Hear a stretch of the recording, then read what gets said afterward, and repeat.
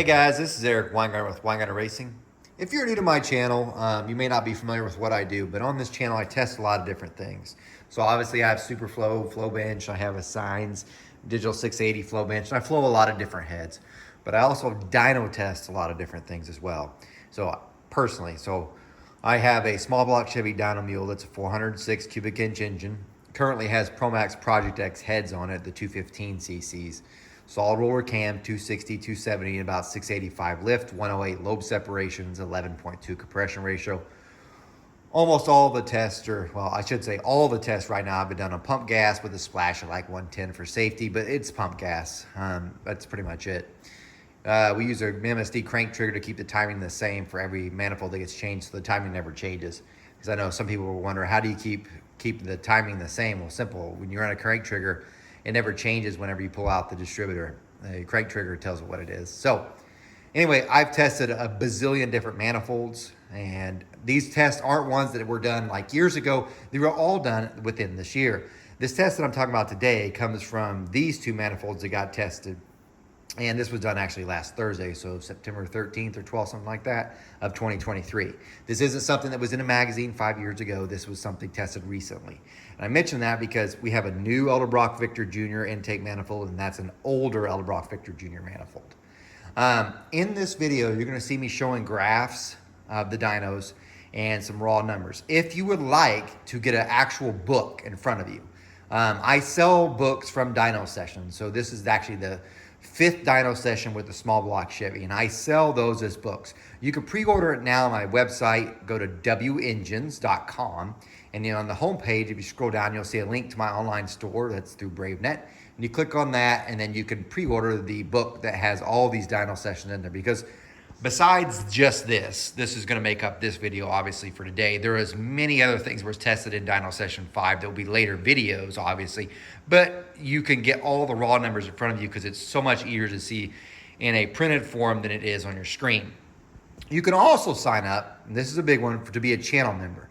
Now, it costs $150, and it lasts for a year. What they got is the channel members that I had. While I was dyno testing them, I was sending them the actual numbers as it was being tested, and they've already got the graphs. They got sent to them as an email. If you are a channel member, if you go to the website, don't buy that pre-order because channel members get discounts. So the channel members are going to get that book for $10 more than what it costs me, or they can get a PDF for I think I said 20 bucks. But anyway, that's what they get as a member. So there's huge benefits. One more thing, and this is huge. So I know we're almost 3 minutes into this video. If you are 16 to 18 years old, I'm cutting you a huge discount on a channel membership. Don't sign up through my through the online store. Email me at weingartenracing@gmail.com. Say I'm 16 to 18 years old. I am going to ask for like a proof that you are 16 to 18 year old. You're going to get the channel membership for 20 bucks. And I know the rest of you are like, what? Well, here's why.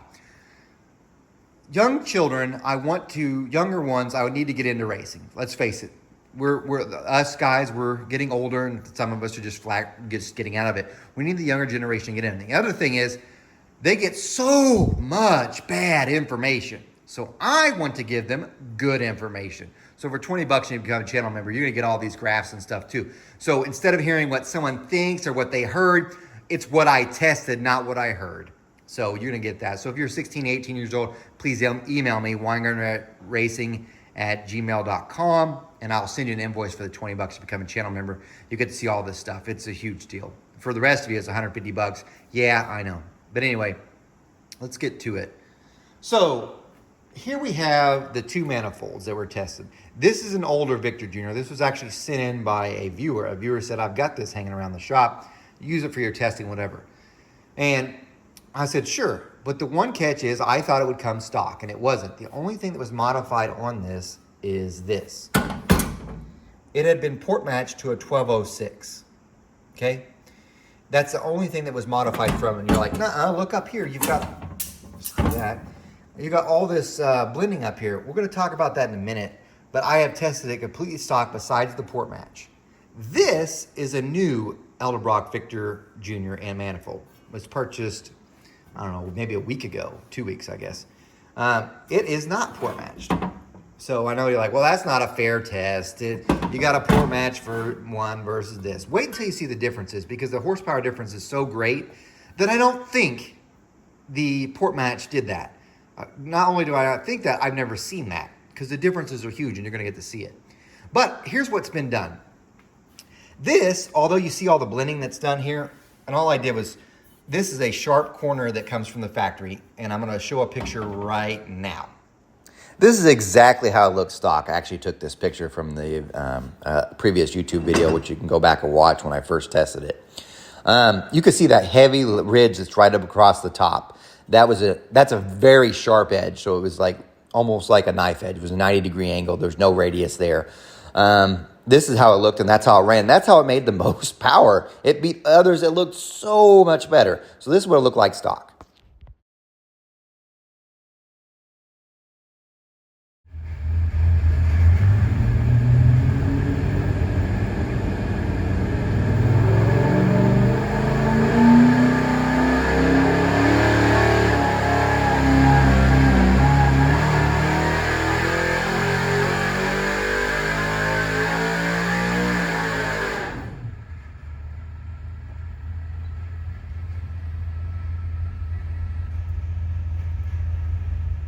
So that's what was done. Now, several people said, like, oh, is there epoxy in there? No, this is a used manifold, and it's been used on an engine for several times, and before I ever got it, so it looks dark like that. It doesn't gonna look new like this. And so it's not. So all I did is because I had tested it without the blending done. So I wanted you to understand this. Same engine, exact same thing. All I did was blend it because I wanted to see if doing this worked, because I know several of you watch my channel for reporting and like, if I blend this, it's gonna gain so much power. I'm going to try this. Well, I wanted to try it to see if you actually would gain any power, one. So I do have without this being done and now with this being done. And how much did it gain? Let's look at that first. Here you go. The red line is the blended, what you see right now. The black one is the one that you just saw from the video when it was stock. Both of them have been port matched, and this is what you get. It's almost identical. It might have gained 2 horsepower and it actually lost a little down low. Maybe 2 or 3 foot, maybe 2 foot-pounds there. But it gained 2 or 3 horsepower at the top. But that's what it looks like. That's it. But yeah, it made 616 horsepower like this and 548 foot-pounds of torque. So yeah, really, really good.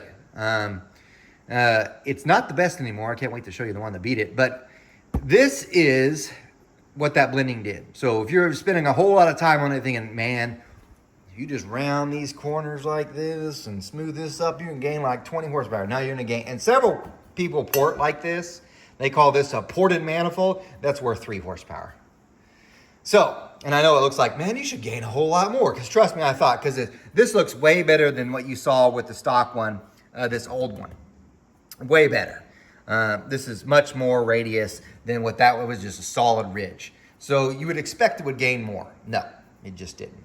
So the differences between the manifolds, so that's all been done with this. This is completely stock, like I said, not even port matched. If you ever wanted to tell, do you have an old one or new one? Look at the Victor Jr. logo. Now look at this one. Also, it doesn't say made in USA anymore because all manifolds were made in USA before that. So it wasn't like they had to advertise it. The other thing you can tell for is the old ones have a curved slant down. The new ones are squared off at the ends, both ends, compared to the rounded. Anyway, this I did measure, and the measurements width-wise are exactly the same as the old one. The height, though, on this one is because they rolled this up, it's got about a 1/4 inch more space here at the top, so it's slightly more cross-section at the top. That's it. So there's what that manifold is. Now, that's all that's been done. So if you buy from Jegs, you're gonna get this one. If you buy from Facebook Marketplace, you might be able to find this one. As close as they are, and they don't look that far off, I'm gonna tell you straight up, besides that 1/4 inch, and you would think that blending would not make that much of a difference. Now, granted, this is port matched. It can't make that much of a difference, right? Check this.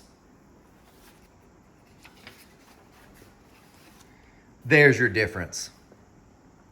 So we have the black line. See this black line here? That's the old Victor Jr. And that's before it was blended. So this is not the blend. So this isn't this. This is before I blended this. So that gained 3 horsepower. So Before doing that, this is what it did, the black line. That red one is the new one right now that you see right there. Look at this. It's huge. It's not just like, well, one place or the other. No, it's everywhere. Everywhere. And I do have the raw numbers just to kind of show you this. So here we have this is the new one. It made peak power of 590 at 6,600 RPMs. And it looks like it made 534 foot-pounds of torque at 5,000. Okay, now for the old one here. Now, here we go. Look at this.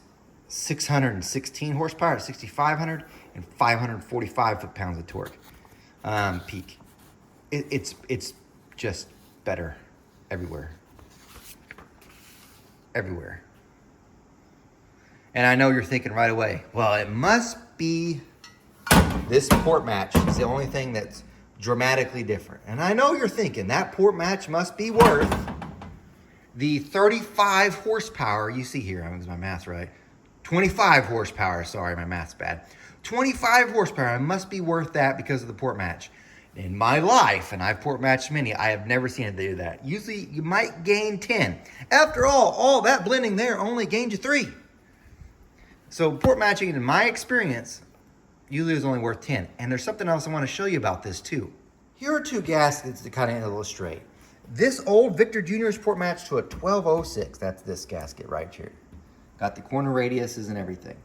The heads are not port matched at all. They're exactly as they came from ProMax, and they look closer to this.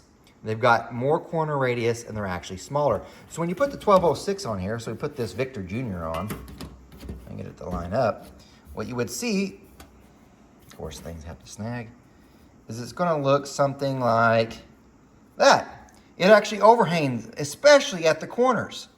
And to be quite honest, this gasket's even bigger than the head itself. So this intake is actually overhanging the head quite a significant amount, especially in the corners, but it's still on the top and the sides, it's still bigger than what that head is. So even though it's port matched to a 1206, it is not port matched to the heads at all. And I know instantly what you're thinking, well, then maybe if having a bigger port match must make more power. Because I've tested so many different manifolds, there are many that I've tested that are actually much larger than this. So I've got some that are taller and some that are wider. For instance, the TrickFlow R manifold is pretty close to this. When it was put onto this ProMax Project X, it made the same as that. Yeah, it only made like 590, which is the same amount of power this thing made. That's that new TrickFlow R, by the way. So this one still made way more than that. And its port size was closer to what this one is than it is to that. So if you're thinking the larger must make more power, it didn't show in certain manifolds for sure. So there's that. Now there's something else I want to show you real quick too. So point being is, I don't know why this is better. I know your next thing is, well, what you should do is port match this and then go dyno test again, because you got a great idea. Perfect thought, and I'm almost on the same opinion except for this. I am limited in the amount of time I could dyno. The next dyno test thing I'm going to do is I'm going to take off the ProMax Project X heads and I'll put on my CNC ported Project X heads. Yes, well, you can order from me. I've got a ProMax. I ported a set for them, and they're 235 cc's. They're not on their website currently. They're a 210 intake valve. They flow about 320 on my bench. They actually flow more on the Superflow, but I don't want them to advertise that. So they flow 320, so it's a good 20 CFM up, especially on the exhaust side. I'm going to switch to those heads. I'm going to see what happens. Now, what's that mean, though? If I port match this, it'll be on a different set of heads, so I can't do an A-B comparison. And I know you're thinking, well, just port match that and test it anyway on what you got now.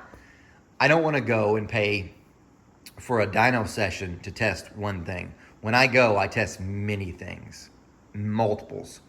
So there does that. But I want to show you a couple other things real quick too, because something else was tested in this I want to bring up. I wanted to bring up this. In the fourth dyno session, so this was dyno session 5, and dyno session number 4, I had tested this manifold. You might say, what is this? This is an AFR 4810. AFR had sent me this. I want to be quite upfront with me. They actually sent this to me to test. Now this is currently version 2, I think. Yeah, version 2. They have version 3 now. What's the difference? It's now cast somewhere else, so it's got a much cleaner casting. So as you can tell by this, it's actually pretty rough. And when AFR advertised this, they advertised that it would make about 10 more horsepower than the Victor Jr. So they actually designed it to be the one, an equivalent to the Victor Jr. because they have the same height as the Victor Jr.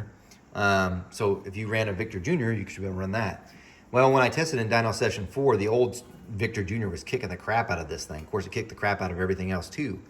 So what I did was see a comparison. So now that I've tested this one, I also have the results from testing this one. So now I can answer the question, did the AFR 4810 that's supposed to claim to beat this Victor Jr., can it? Well, it does. Here, look. The black line's the AFR intake, and the red line's the new Victor Jr., the one most of you would probably get anyway. And the AFR is better. Same height, so exact same height, fits the exact same way. The AFR is better. So it doesn't beat the old one, and I don't have an answer for that, but it does beat them. So their claim is actually correct. It is up. It does make more power than that one. I wanted to bring that up, not because AFR paid me. They didn't, but they did send me this intake. But because it's a fair comparison. Comparing it to the old Victor Jr. that beat everything else isn't really fair because you really can't buy that one. This one you can buy, and the AFR, it did beat it. Now, you might be saying to yourself, well, did anything beat the Victor Jr.? Well, we do have a number one, and it wasn't the tunnel ram. And yes, I did test the tunnel ram, and it is this. There's your winner. And you're like, oh my God, what did you do? This is actually for sale. So if you're interested in buying it, it is for sale. It's more than $1,000. I'll tell you that straight up. What this is I had ported this, looks like, I date them 21, so 2 years ago. And I ported this, but had to weld all this up because this one got converted to a Dominator. So a 2892, which is what this manifold is, it's a 4150, but I had ported it, obviously, but I had to weld up this whole side because I made the whole flange bigger so it could work with the Dominator. It actually gave a way better line of sight to the outside runners too. This thing is made for high RPM stuff. It's got a lot of area, and this will be a whole nother video itself, but there's your winner. This one beats the Victor Jr., but only at the higher RPMs, I'll say that. So at the lower RPMs, it doesn't. But this one is your new number one. Nothing else has come close to it as far as power, and it's almost an outlier as far as power. It's up about 6 horsepower. No, I think 8 horsepower over anything else. Not so much on the torque, but again, it's very large anyway. But there's your new winner. Now, if you like this video, please like and subscribe, but I need to talk about some other stuff before I forget. This wasn't the only thing tested, so here's future videos that are coming up. So I didn't want to put them on part of this one, but in that same dyno test, I tested a 4500 on a 4150. So several people said, you put a Dominator with one of those carb adapters, it should make more power on a 4150 on this intake. We tested that. I tested that Ryer Morrison anti-reversion plate. I'm going to show you results on that. Hint, it wasn't worth the money. Also, several people said, well, what happens on a Dominator flange if you ran a 4150 carburetor? Tested that. I'll show you that in a later one. And the tunnel ram did get tested. And how did it do? It did great, but that's a different video. Also, how does a dual plane stack up to any of these? I will say this, the AFR dual plane is the only one that was tested. It made more than 600. Also, I want to talk about future testing that's coming up. We also tested headers, by the way. I also tested on the Super Victor, the 2970, I tested the clover leaf getting removed versus having it in there, which, by the way, started this whole thing. Because if you'd have to go back about 2 years, and I made a request to Richard Holder, can you possibly test a clover leaf versus no clover leaf, because I'd like to know. And he did kind of respond back, but it never got done. I was like, well, no one's going to do it. I'm going to do it. And that's how this whole dyno mule thing started. I have the answer for that now, too. And that's going to be a future video as well. Also tested different headers. In the future, for testing, on the small block side, I'm going to switch to the CNC ported heads. There's a lot of other stuff that still got to go on that. The LS dyno mule is being built. So Gary Dunsworth, he started working on the block. I gave him the main studs. I've ordered the rotating assembly. It's going to be a 408, so it'll be about the same as the small block Chevy. So we'll get an actual real comparison without magazines trying to switch things to hype up something or the other. We'll have a real comparison between which one makes more power than the other with similar components, which would be great, finally. Also, we'll get to see some different testing on that. I'm trying really hard to get a power adder to put on the LS so I could test and see how much more power, you can make with a certain amount of boost. Like, because you probably heard cylinder heads don't matter to put boost to it. Well, let's find out if you can make more power with less boost and so on and so forth. So I'm trying for that for the LS, and I'll probably try that one on the small block too. But small block's just got many more tests still to make. Right now, the current small block has 186 dyno pulls on it. It's a beast. It's still sticking in there. Anyway, that's the future, guys. I would love to share all this information with you, and I will in later videos. Please sign up to be a channel member and pre-order the book.